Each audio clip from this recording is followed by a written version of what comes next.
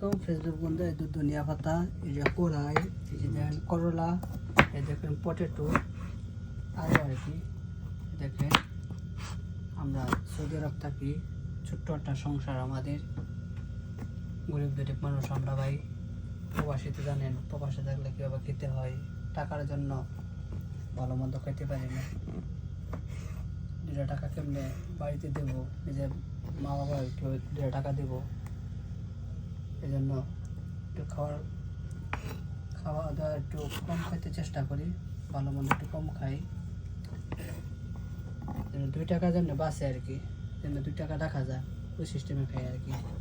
এই দেখেন প্রবাসী লাইফটা জানেনি আপনারা। এই দেখেন আমার বড় ভাই সাপ্লাই কোম্পানিতে কাজ করে, সে ভাই কিছু বলবেন ভাইয়া?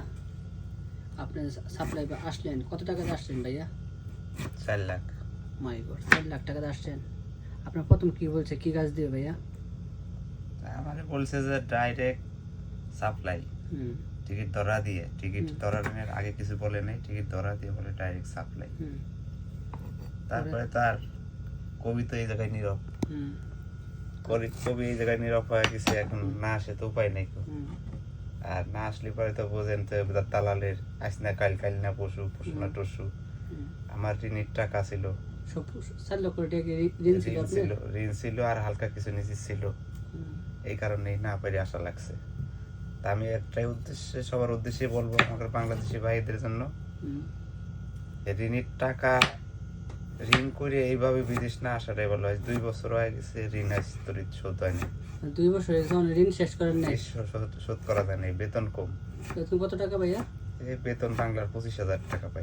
বাংলা 25,000, সৌদি আরব রিয়াল কত? এই 800 টাকার মতো। 800 টাকাতে কেমনে কি নিজের খরচ, ফ্যামিলি খরচ কেমনে? এই কারণ তো ঋণ শোধ করতে পারিনি ভাই। কষ্ট রে ভাই। দেখেন সাপ্লাই যারা আসেন খুব বুঝে শুনে আসেন, যে অনেক দালাল আছে, চক্রান্তে পড়বেন না।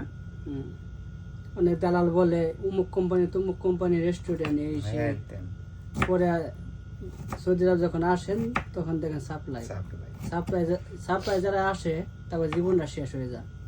800-1000 টাকা বেতন, আর ডিউটিতে আছে 12-14 ঘন্টা। সবাই বুঝে শুনে আসবেন, সৌদি আরবের পরিস্থিতি ভালো না।